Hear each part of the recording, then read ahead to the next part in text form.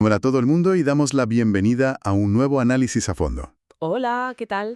Hoy tenemos sobre la mesa un documento titulado Resonancia.docx. Un texto que a mí personalmente me parece fascinante. Totalmente. Para quienes ya conocen las historias clásicas de Nasruddin, saben bien que estos textos suelen utilizarse para desarmar estructuras mentales, estructuras que son bastante rígidas. Sí, por lo general muy rígidas. Y los apuntes de hoy, bueno, van directos a la yugular de cómo construimos nuestra identidad frente al escrutinio constante de los demás.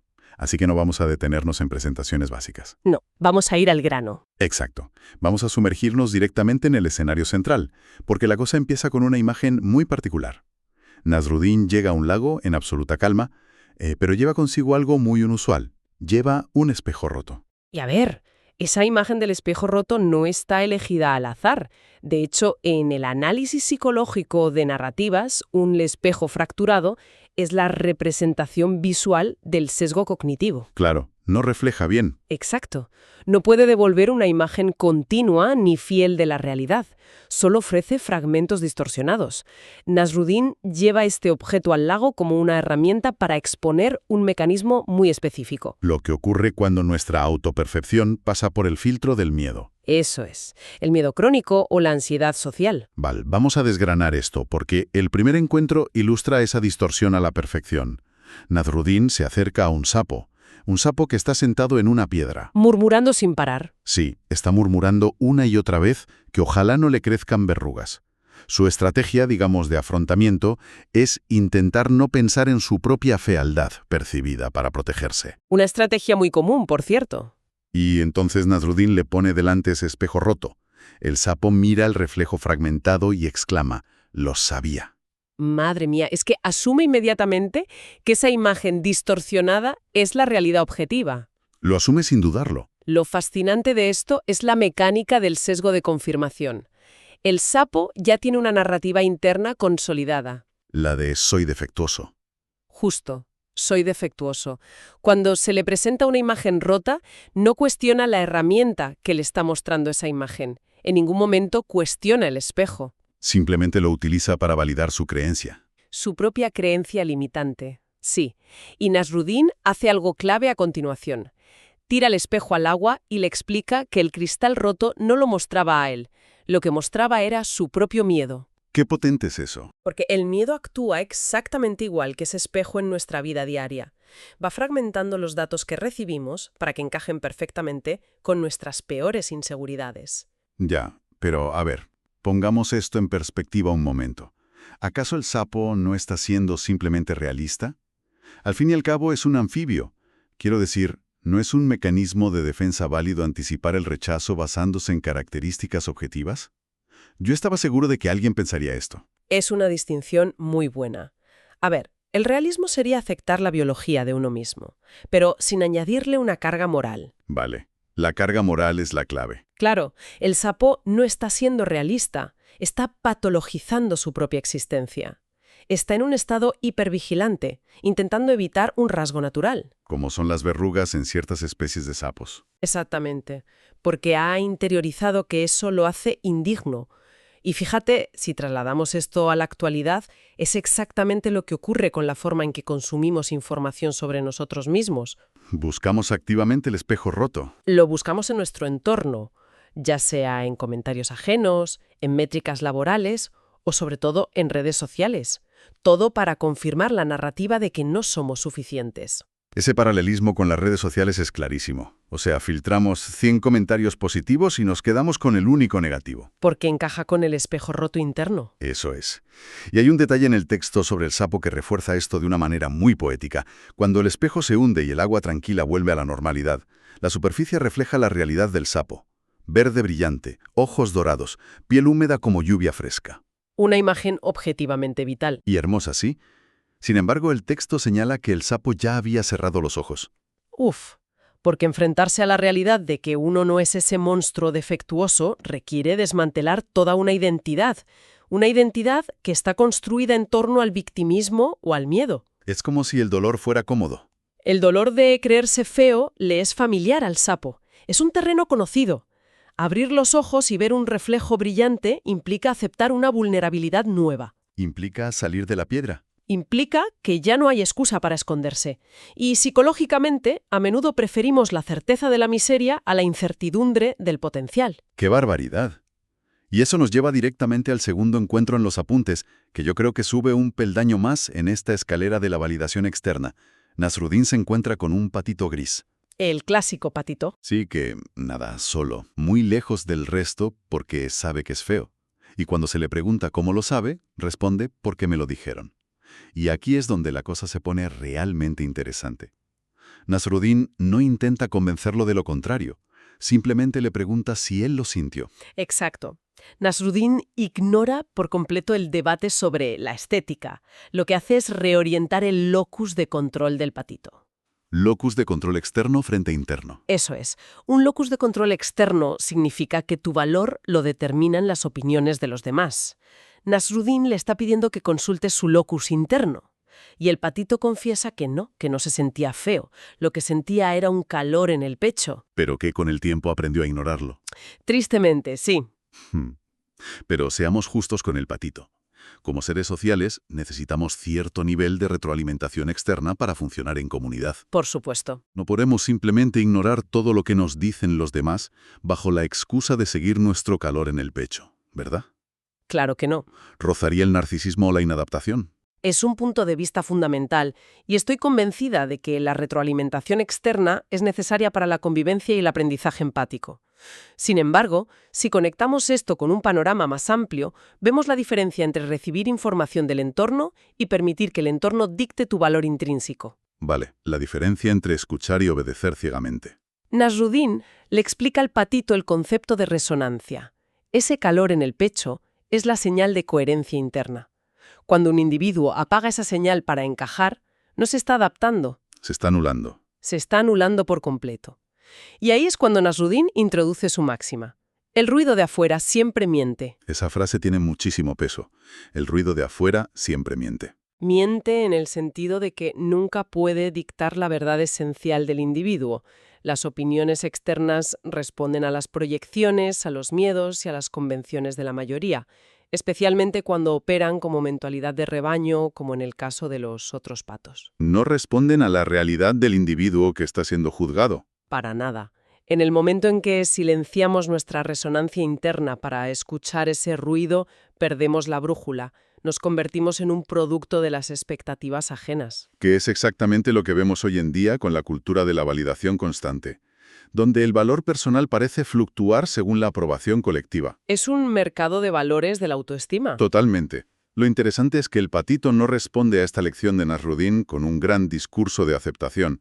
El texto anota simplemente que nadó un poco más cerca. Un pequeño paso. Una pequeñísima corrección de rumbo. No hubo magia. Lo cual le da mucha credibilidad psicológica a la historia. La desprogramación de un locus de control externo lleva tiempo. Ese simple acto de nadar unos centímetros más cerca demuestra que la autoridad del ruido externo ha empezado a resquebrajarse. Pasemos entonces a la tercera escena. Introduce un concepto que resuena muy profundamente en la psicología moderna. Es casi cómica, pero durísima. La del águila. Nasruddin se copa con un águila dormitando junto a un árbol viejo. Tiene las alas pegadas al cuerpo y está picoteando granos en el suelo como si fuera una gallina. Literalmente actuando como un ave de corral. Nasruddin le pregunta cuándo fue la última vez que voló, y el águila responde que su familia no vuela, que caminan, picotean y cacarean ante el peligro. Aquí pasamos de la validación externa del patito a la negación de la propia naturaleza por condicionamiento sistémico. Un condicionamiento brutal. El águila ha adoptado una narrativa generacional que va en contra de su biología. Y la reacción que tiene cuando Nasruddin le pregunta por ese impulso natural de estirar las alas al ver el viento es el núcleo de este encuentro. El águila lo llama ansiedad. Ansiedad. Sí, y dice que aprende a suprimirlo. Espera, quiero detener la marcha aquí un momento. Etiquetar esas sensaciones como ansiedad podría ser un mecanismo de supervivencia moderno totalmente válido. Hoy en día tenemos herramientas para diagnosticar y tratar la ansiedad. Cierto. ¿Cómo diferenciamos entre un problema clínico real que necesita atención y este concepto de suprimir nuestra naturaleza que plantea Nasruddin? porque corremos el riesgo de invalidar problemas reales si decimos que es solo el instinto de volar. Esto plantea una pregunta importante, y es vital trazar esa línea. La ansiedad clínica es una condición médica seria que involucra una desregulación del sistema nervioso. No se trata en absoluto de ignorar eso. Vale, queda claro. Lo que el autor de estos apuntes está señalando mediante la metáfora del águila es el fenómeno de la disonancia cognitiva y cómo a menudo patologizamos nuestros instintos más saludables simplemente porque entran en conflicto con nuestro entorno. O sea, el águila siente el impulso fisiológico de hacer aquello para lo que está diseñada. Su naturaleza llamando a la puerta. Pero como su entorno de gallinas le ha enseñado que el cielo es peligroso o inalcanzable, su mente interpreta ese impulso vital como una amenaza. Exactamente. La disonancia entre lo que es y lo que le obligan a ser genera una tensión terrible, y el águila etiqueta esa tensión como ansiedad, algo que debe ser curado mediante la supresión. La pastilla de picotear granos. El texto advierte de algo muy concreto. Cada vez que silenciamos una parte fundamental de nuestro ser para encajar en un molde más pequeño, nos volvemos dependientes. Al encogerse para ser una gallina, el águila pierde la autonomía del vuelo. Y vas a depender de que las otras gallinas le confirmen cómo debe comportarse. Se vuelve esclava de una estructura que ni siquiera le pertenece. Se vuelve más pequeña y frágil. Es una dependencia nacida de la alienación más absoluta. Pero en texto nos relata cómo el viento pasa y las alas del águila se abren solas un momento. Un acto reflejo. Cerrándose asustadas después, sí, pero como subraya el autor, las había abierto. ¿El instinto sigue ahí? Y esto nos lleva a la reunión final en el lago. Es el clímax de los apuntes. Al final del día, sin haberse puesto de acuerdo, los tres animales se acercan al lago. Y el sapo pregunta qué tiene el lago que los llama tanto. Nasruddin utiliza el lago como la metáfora central, la antítesis del espejo roto. El agua en calma no añade ni quita, no tiene agenda, no añade ruido, no distorsiona por miedo. Simplemente refleja sin mentir. Devuelve lo que recibe. Les explica que si uno se acerca con terror, el lago refleja terror, pero si hay silencio, refleja lo que uno realmente es. Entonces, ¿qué significa todo esto? Le pregunto a la experta que tengo delante. ¿Cómo analizamos la respuesta de Nasruddin al patito cuando éste le pregunta ¿qué son? Es una imagen bellísima. Nasruddin señala al sol hundiéndose en el horizonte. Les muestra cómo el lago lleva la luz del sol, sin convertirse en sol. Les explica que ellos no son el sol, pero pueden llevarlo, pueden resonar con él. Son portadores. Son portadores. Es un concepto liberador porque elimina la presión de tener que autodefinirse constantemente. No tienes que ser la fuente original de la luz, solo tienes que mantener tu superficie tranquila para resonar con ella. Así dan calor sin quemarse y dan luz sin agotarse. Es un alivio inmenso. Pero se aborda la pregunta final del águila. ¿Qué pasa cuando no hacemos esto? Y la respuesta de Nasruddin es devastadora. Cuando no hacemos esto, pasamos a depender de que alguien más nos confirme que existimos. Qué duro. Esa es la fragilidad más profunda. No la del cuerpo, sino la del alma que olvidó su propia frecuencia. Si no sabes quién eres en silencio, vas a necesitar ruido constante para sentirte real. Que te aplaudan o te critiquen, da igual. Solo para confirmar tu existencia. Es la radiografía perfecta de la atención en la era digital. Y así llegamos a la resolución del texto.